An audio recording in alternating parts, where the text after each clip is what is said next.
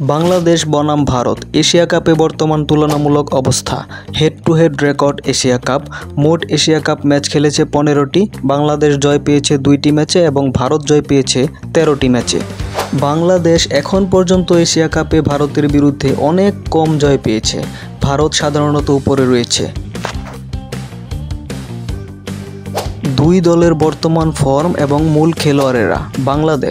বাংলাদেশের প্রধান ব্যাটসম্যান লিটন দাস ভালো ফর্মে, অত্যন্ত দ্রুত গতিতে রান তুলতে পারছে এবং তানজিদ হাসান তামিমও ভালো রান পাচ্ছে এবং তার স্ট্রাইক রেটও ভালো।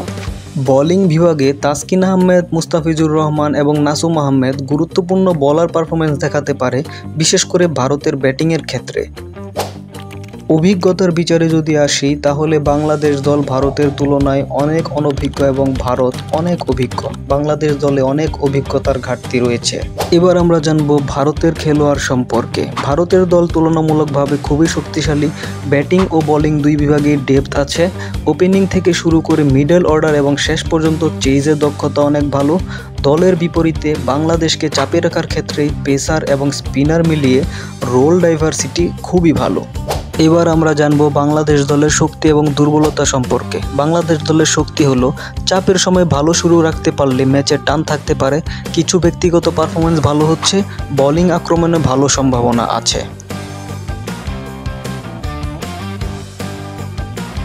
বাংলাদেশ দলের দুর্বলতা হতে পারে ভারতের মতো শক্তিশালী দলকে শুরুতে নিয়ন্ত্রণ রাখতে পারা কঠিন। নির্ধারিত সময় উইকেট হারানো ও রান তোলার গতি সামান্য পিছিয়ে থাকতে পারে, কারণ ভারতের চাইতে বাংলাদেশ অভিজ্ঞতায় অনেক পিছিয়ে আছে। এবার জানবো ভারতের শক্তি এবং দুর্বলতা সম্পর্কে। ধারাবাহিকতা, ম্যাচ নিয়ন্ত্রণ করার দক্ষতা, বড় স্কোর এবং চেইজে অভিজ্ঞতা, বিভিন্ন পরিস্থিতিতে খেলার জন্য রিসোর্স বেশি, এগুলোই হলো ভারতের শক্তি। আসলে ভারতের শক্তিমত্তার কোনো শেষ নেই। তাদের কিছু দুর্বলতাও থাকতে পারে। মাঝে মধ্যে ভুল সিদ্ধান্ত নিতে পারে। টস এবং দল নির্বাচন যদি শুরু ভালো না হয় চাপ অনুভব করতে পারে, বিশেষ করে দ্রুত উইকেট হারালে তারা চাপে পড়তে পারে। বাংলাদেশ আর ভারতের ম্যাচের প্রেডিকশন যদি বলি, বর্তমান তথ্য 2025 অনুসারে ভারত এখনও প্রধান ফেভারিট হবে এই দুই দলের মধ্যে। বাংলাদেশ যদি বিশেষ করে শুরুতে ভালো করতে পারে, ব্যাটসম্যানরা ভালো শুরু, পেসাররা আর্লি উইকেট নিতে পারে, তবে ম্যাচ প্রতিদ্বন্দ্বিতাপূর্ণ হতে পারে। কিন্তু শেষ পর্যায়ে ভারত অভিজ্ঞতার কারণে ম্যাচটি ধরতে পারবে বলেই মনে হচ্ছে। সুপ্রিয় দর্শক, ক্রিকেট হচ্ছে গৌরবময় অনিশ্চয়তার খেলা। যে কোনো সময় যে কোনো কিছু ঘটে যেতে পারে।